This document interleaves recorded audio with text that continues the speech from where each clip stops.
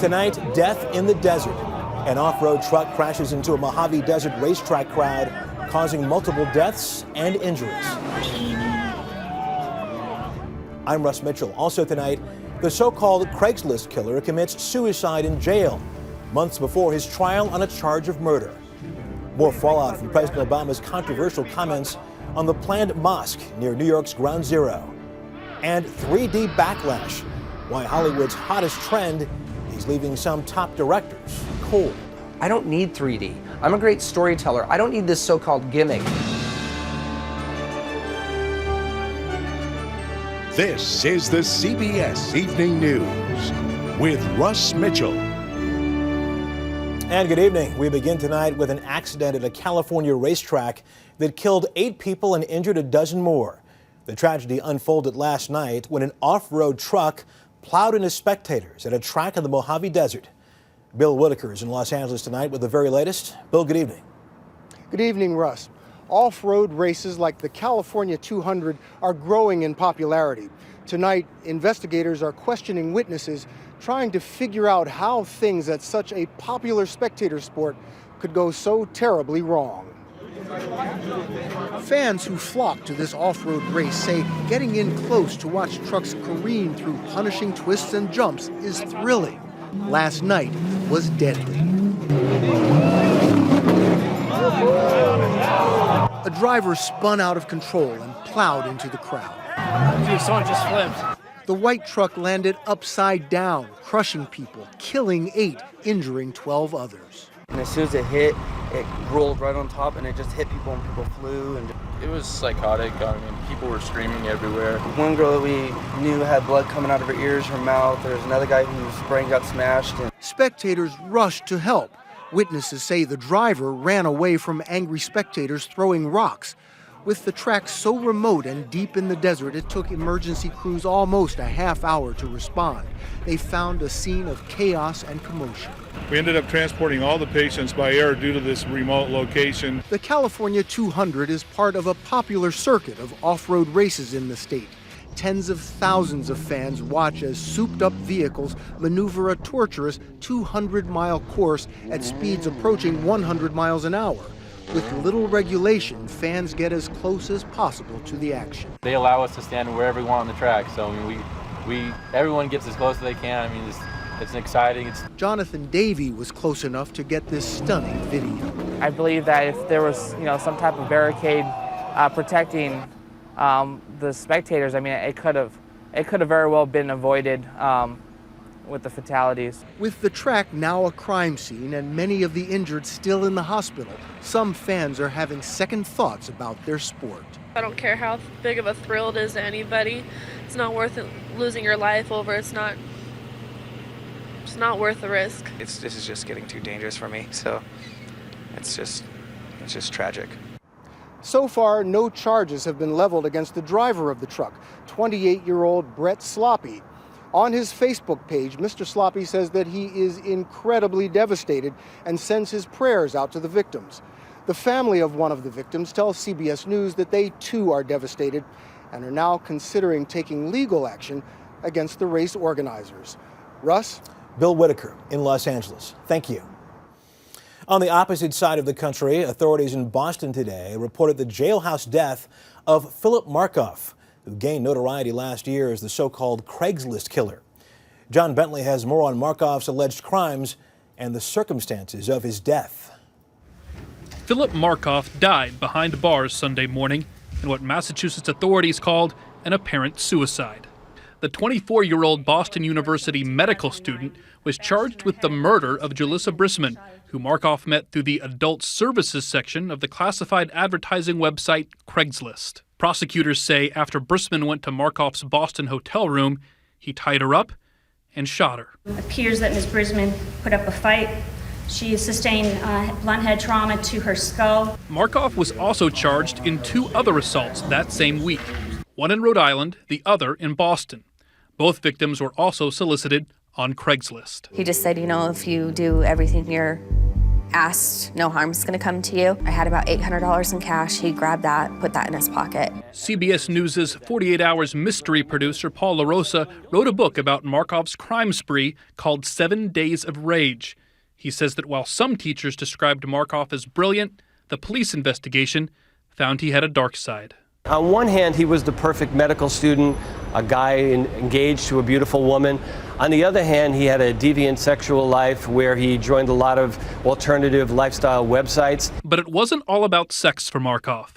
Drowning in a sea of medical school debt and struggling with a gambling problem, LaRosa says Markoff simply needed the money. I talked to the two surviving women, and both of them told me that he didn't even touch them in a sexual way. He was there to rob them. Markoff had pleaded not guilty to all charges, but was due to stand trial next March. I know that he had tried to kill himself twice in the past. It's still shocking when somebody goes through with it. The Markoff case has led to calls for Craigslist to completely drop its adult services. Craigslist refused and instead said they would monitor that site themselves, looking for any sign of illegal activity like prostitution. According to one internet monitoring service, adult ads constitute more than 1/3 of Craigslist revenue. John Bentley, CBS News, New York. President Obama's comments on that proposed mosque near Ground Zero are continuing to stir controversy this weekend. As Chief White House correspondent Chip Reed tells us, it's casting a cloud over what was to have been a picture-perfect family outing. The first family was treated to the sight of a frolicking porpoise as they finished up their weekend vacation on the Gulf Coast of Florida, a visit intended to highlight the fact that on most of the coast, the water is clean and the beaches are open. But the president's message was largely overshadowed by a political controversy of his own making as he poured fuel on an already raging debate over whether to build a mosque 2 blocks from the site of the 9/11 attacks in New York City. In this country, we treat everybody equally in accordance with the law, regardless of race, regardless of religion. Back in Washington, the president's apparent support of the project dominated the Sunday talk shows as Republicans portrayed the president as out of touch. I think it tells you that he has a very disdainful view of the American people. The White House, the administration, the president himself seems to be disconnected from the mainstream of America. But the president also seemed to back off from his initial comments, saying that while Muslims have the right to build the mosque, that doesn't mean they should. I was not commenting, and I will not comment on the wisdom of making a decision to put a mosque there. In a statement, the White House said the president is not backing off his original comments. Some Republicans say the White House is trying to have it both ways. And the inference, or the clear impression everyone came away with, was that he was saying he was supporting the mosque at Ground Zero. And he can parse it later on and sort of back away. But the fact is, that is clearly the impression I believe he wanted to leave. Republicans predicted the issue will help them in the November elections. But Democrats said the American people understand that freedom from religious discrimination is a fundamental constitutional value. This wouldn't be a controversy if it was a proposal to build a synagogue or church. We don't prefer people and we don't punish people based on their religion. On Monday, the president heads out on a 3-day cross-country trip where he'll be raising money and talking about the economy and hoping to leave this controversy over the New York mosque behind. Chip Reed, CBS News, Panama City Beach, Florida. Whatever the political impact of the president's latest stand, it appears he has already been bumped as his party's most popular headliner. Manuel Gallegos has more now on the growing role of the Democrats' real first campaigner. With First Lady Michelle Obama now more popular than the president, some congressional Democrats believe she's their secret weapon this fall. I think she should be deployed as much as possible and as much as she's willing and able to help the cause. CBS News has confirmed 4 Democrats have requested the First Lady on the campaign trail. First-term Congressman Gerald Connolly, who faces a close race in Virginia, calls Mrs. Obama a political asset. It's critical that we make sure our base stays energized. Michelle Obama has, I think, enormous power in energizing the base and re-energizing the base where that's necessary. The First Lady has won praise for her efforts to curb childhood obesity and promote healthy foods. She's also known for being a mom-in-chief and fashion icon. Even if you're not necessarily a big fan of Barack Obama's presidency and policies, there are a lot of people that still like Michelle Obama as a person and as a mother and as a role model. Mrs. Obama spoke at this Democratic National Committee event in May, which raised $1 million. Last week, the White House indicated there may be more to come. I anticipate that at some point she will likely make some appearances. The First Lady is ahead of her husband in public opinion polls with an approval rating of 50%. But she received negative press for her recent trip to Spain, criticized as extravagant when many Americans are in need. Republican strategist Leslie Sanchez says Democrats do face a risk. The danger is that she's setting a strange example with these mixed messages of I care about the plight of working families, but I take a lavish trip. Democrats say the First Lady could still make a difference in certain races, just as she did on the campaign trail in 2008, when her nickname was the Closer. Manuel Gallegos, CBS News, New York.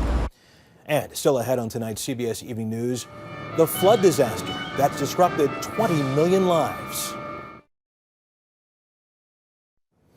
General David Petraeus said today he sees small pockets of progress in the war in Afghanistan. However, the newly installed commander of U.S. forces there would not predict whether U.S. forces would be able to start withdrawing next year as planned. It would be premature to have any kind of assessment at this juncture about what we may or may not be able to transition.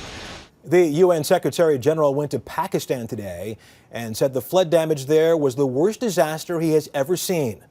Floodwaters have killed more than 1,500 people and cover an area the size of Italy. The U.S. is leading the international aid effort, as we hear from Richard Roth. More than 2 weeks after floods swamped Pakistan, water was still rising today in a southern town called Jacobabad, and these efforts to divert it weren't making a difference.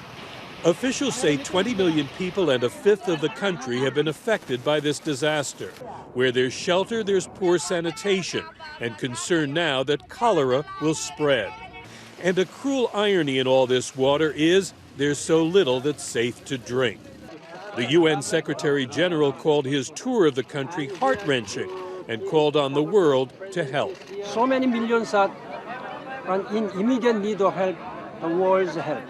The most help so far has come from America, which has pledged more than $70 million in aid and provided a fleet of military helicopters to deliver it. American troops have helped move more than 4,000 people and more than 300,000 pounds of supplies.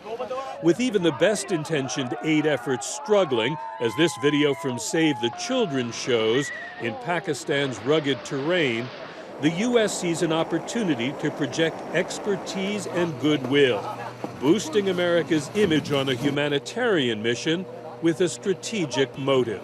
So it becomes very important for the Pakistani government and the U.S. government tied to the Pakistani government to get in there with relief, with helicopters, visibly so. Along with lives to be saved in Pakistan, there are hearts and minds to be won. Richard Roth, CBS News, London. Just ahead on tonight's CBS Evening News, the sweet side to summer heat. Much of the South and Midwest continued to bake today, with excessive heat warnings or advisories posted in 16 states. Temperatures in the high 90s were common and soared above 100 in many spots. As the temperature kept rising in Little Rock, kids tried to beat the heat by keeping wets in a public fountain. And while intense summer heat may be a bane for millions, for many farmers and consumers, the warm weather could actually be a boon to the taste buds. Michelle Miller explains. It's another sweltering 90-degree day on Pete Demerit's Hillsdale, New Jersey farm, but he's not sweating about his peaches. The leaves look good.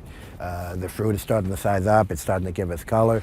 The summer's sizzling temperatures come with a silver lining for some farmers and consumers. Every crop, from peaches to tomatoes to corn, should taste better this year. Everything that we eat in produce has sugar in it, natural sugar. And the drier it is, the sweeter it's going to be. New Jersey was one of 3 states that had the warmest month of June on record. In all, 34 states stretching from the Northeast to the Southwest had above average temperatures in June, with no signs of changing anytime soon. We've got this area of high pressure that is stuck right over the central and southeastern part of the country. So if the heat means misery for most people, some farmers are looking at their best season in years. And a lot of people are talking about how hot this year is. This is just like an old-fashioned summer. This is what summer's all about. But there is a downside. Some parts of the country have not seen enough rain to go with the hot weather, and dry conditions are beginning to be a problem. Kind of a double-edged sword too. So, too much heat and not enough water can cause a negative reaction. But right now we're looking at a very good production year. We've got a lot of beautiful crops out in the field. With help from an occasional thunderstorm and good irrigation, Pete Damaris thinks his crops can handle the current heat wave. But he knows the one thing you can't count on is the weather. You never know. I could have a hailstorm next week. But for now, Damaris and other farmers like him are harvesting plenty of sun. Michelle Miller, CBS News, New York. And we'll be back. Power has been restored in Washington, D.C. near the White House after an electrical fire last night sent flames shooting into the air. 2 hotels just a block from the White House were evacuated until the fire was put out. It apparently was sparked by an underground transformer. Overseas, firefighters are trying to control dozens of wildfires raging across much of Brazil. Fueled by low humidity and a lack of rainfall, the fires have destroyed homes and parts of a national park, threatening endangered wildlife. We have an update for you tonight on actress Zsa Gabor. The 93-year-old Gabor is said to be in extremely serious condition at a Los Angeles hospital where doctors removed 2 blood clots from her upper body. The clots were complications from hip replacement surgery last month. A prosecutor in Buffalo, New York has dropped murder charges against a man arrested yesterday in the weekend shooting deaths of 4 people outside a restaurant. 4 others were wounded. Buffalo police are continuing their investigation. Of course, not every story is black and white, but this one certainly is. 2 privately owned zebras escaped and ran loose in the streets of Sacramento County last night, tying up traffic until they were finally corralled. One of the animals was slightly hurt. Coming up next on tonight's CBS Evening News, could the 3D movie trend be flattening out? The movie Toy Story 3 is a story itself now, becoming the highest-grossing animated film of all time. It's taken in more than $920 million worldwide. Toy Story 3 was made in 3D, a format that some say may be losing some of its luster. Priya David Clemens has more. From dance showdowns to a battle between man and fish, Hollywood is serving up more in-your-face entertainment than ever before. Every time I've gone, it's just been really fun, interactive experience, I guess. 6 of this year's top 10 grossing films are in 3D. Total take, $1.6 billion. Yet for some A-list filmmakers, 3D fatigue is setting in. Lately, it's becoming decidedly uncool to like 3D movies. Among the leading skeptics, Star Trek director J.J. Abrams. When you put the glasses on, everything just gets dim. Like it all feels a little sort of gray and muted. And the man behind Iron Man, Jon Favreau. Coming next year, 2D, Cowboys and aliens. Take the money you saved and see it twice. A lot of these great filmmakers are saying to themselves, I don't need 3D. I'm a great storyteller. I don't need this so-called gimmick to bring people into the movie theater. There's a premium on 3D movies, an extra $3 to $5 per ticket. One reason why Hollywood studios are diving in the 3D deep end. Rushing 60 3D films to theaters in the next 2 years. It works for the animated movies, but some of the other movies I've seen, not so much. Outstanding. Call it the Avatar effect. The global blockbuster raked in $2.7 billion. Despite higher production costs, the studios are fired up. This is not like the hula hoop, some cheap gimmick or trick that's going to come along and go away. It's here to stay. Purists say 3D isn't right for all films. It hasn't changed anything except it's going to make it harder to shoot. But in Hollywood, money talks. For the big action films, you think 3D is the way to go? Yes. Yes, I do. Yeah. Even if it's a couple of dollars more. And as long as the studios hear that, expect to see more 3D at a theater near you. We all knew this day was coming. Priya David Clemens, CBS News, Hollywood. And that is the CBS Evening News. Later on CBS 60 Minutes. Thanks for joining us this Sunday evening. I'm Russ Mitchell, CBS News in New York. Katie Couric will be here tomorrow. Good night.